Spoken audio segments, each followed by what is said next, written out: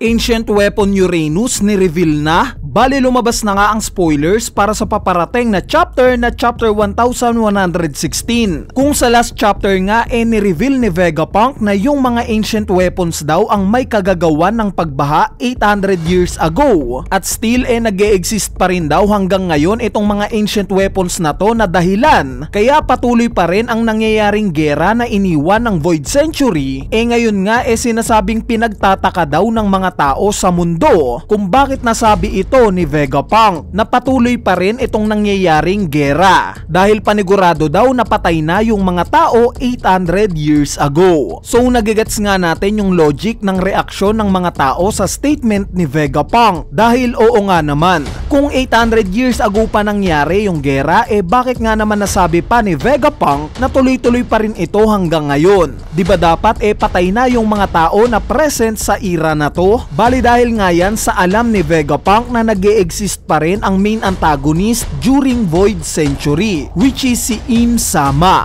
At hindi nga ito alam ng mga tao sa mundo. At speaking of the devil, ang sumunod ngang impormasyon sa spoilers patungkol na kay Im Sama. Ipinakita nga daw siya sa isang panel kung saan may tinitignan nga daw siyang portrait na kamukha ni Vivi. Sa information pa nga lang na to masasabi na natin na itong tinitignan ni Im Sama si Nefertari Lily. Panigurado may relation ito sa obsession niya kay Vivi dahil ilang beses na nga nating nasasaksihan itong obsession niya na to. Una yung naging paghawak niya sa picture ni Vivi at ikalawa itong pag-uutos niya sa mga Gorosei na i-retrieve daw itong si Vivi. Kaya naman I wonder kung tatalakayin rin itong koneksyon nila Vivi at Nefertari Lily sa chapter na to. At dahil na pag-uusapan na rin natin si Vivi ang sumunod ngang impormasyon sa spoilers sinasabing ipapakita nga daw sa chapter na to yung reaksyon ng mga tao sa Alabasta. Reaksyon nila sa pagkawala ng prinsesa nilang si Vivi. So itong part nga na to mahalaga para sa mga tao ng Alabasta dahil alam naman nating lahat na patay na itong hari nila na si King Cobra. Meaning technically na ang may pinakamataas na ngayon sa pwesto sa Alabasta ito nang si Vivi. Siya na nga ngayon ang namumuno sa Alabasta. Kaya nga yung fact na nawawala pa siya ngayon nakakabahala nga naman ito sa part ng mga tao sa Alabasta. Anyway, mabalik nga kay Vegapunk nagpatuloy pa daw itong announcement niya at nireveal nga niya na sa ginawa daw niyang Mother Flame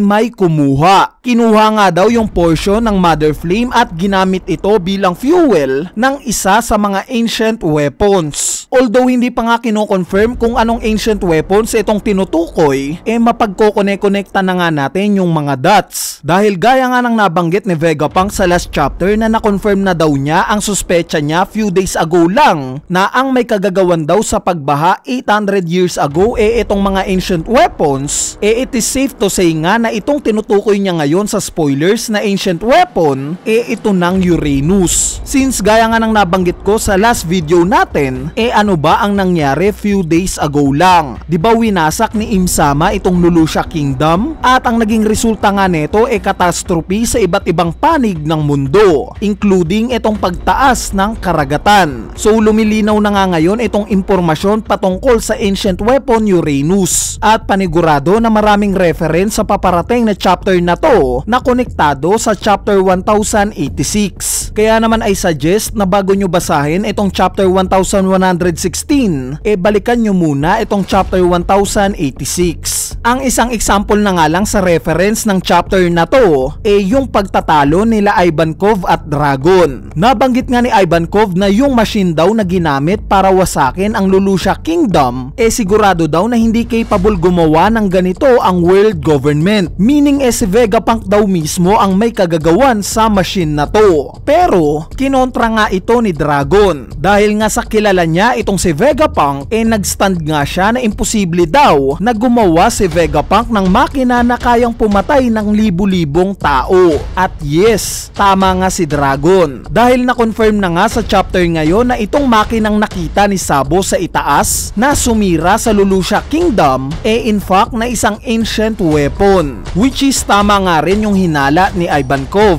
At yung ginawa lang ni Vegapunk yung Mother Flame. Mother Flame na ninakaw pa kay Vegapunk para lang mapagana itong Uranus. Meaning yung nakahang na question sa chapter 1086 na sinabi ni Dragon na kung hawak daw ng world government itong ancient weapon Uranus, bakit daw ngayon lang ito ginamit? At bakit hindi pa noon? Masasagot na rin natin ngayon.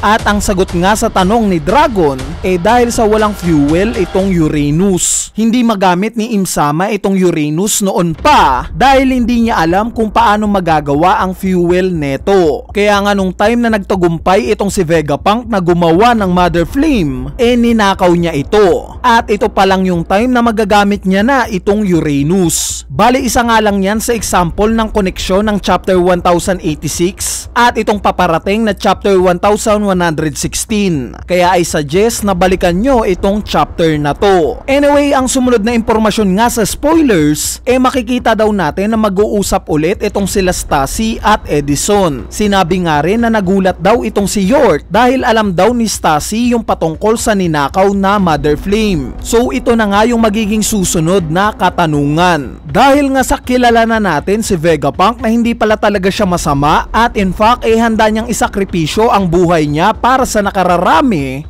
ang magiging tanong sino kaya ang nagnakaw sa Mother Flame para mapagana itong Uranus? Dahil imposibleng ibigay lang ito ni Vegapunk kay Im-sama na dahilan para pumatay siya ng libu-libong tao. Meaning may nan-traidor kay Vegapunk para makuha sa kanya yung portion netong ginawa niyang Mother Flame. Si York kaya ito o ibang tao? Bale ang huling impormasyon nga sa spoilers nagbalik daw ulit tayo sa announcement ni Vegapunk. Sinabi nga niya na sa nangyaring Void Century daw napakaraming misteryong nangyari. At ang isang grupo nga daw na nakakaalam neto o yung nakapag-uncover ng katotohanan patungkol sa century neto yung grupo ng Roger Pirates. Nalaman nga daw nila ito sa isla ng Laugh-Tale. Pero kahit nalaman nga daw nila ang katotohanan, wala nga daw silang ginawang aksyon. At sa huling panel nga daw ipinakita si Silver's Rayleigh sa Sabudi Archipelago. Lasing nga daw siya at sinabi na matanda na daw siya. Matanda gaya ni Vegapunk. Kaya wag daw sirain ni Vegapunk ang kasiyahan para sa mga bata. At sa huli nga nabanggit rin niya yung pangalan ng dati niyang captain na si Goldie Roger. So itong part nga na to maaalala natin dito yung nabanggit ni Rayleigh sa Straw Hat Pirates nung time na nagtatanong si Usopp kung ano daw ba ang nakita ni Rayleigh sa Laugh-Tale. Ang sinabi nga ni Rayleigh nung time na to dapat daw na sila mismo ang mag-figure out neto dahil maaaring yung sagot daw na nakuha nila sa Laugh-Tale iba sa makikita netong Straw Hat Pirates. Yes, tunog cliche nga ito. Pero ito nga yung nakukuha nating mga sagot ngayon na related sa Void Century. Gaya ng pagbabanggit ni Vegapunk na yung laban daw during Void Century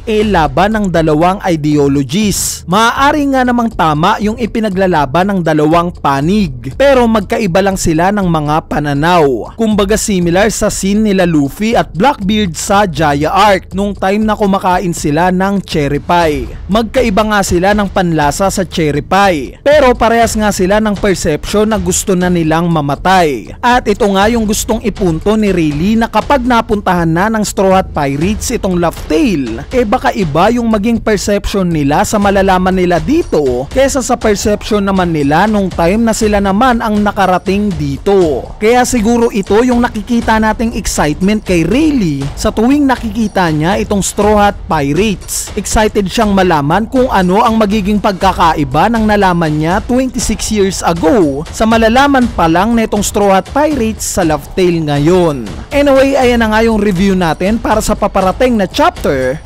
1116. Yung buong impormasyon nga para sa chapter na to tatalakayin na lang natin once na lumabas na yung full chapter. So yun lang, peace!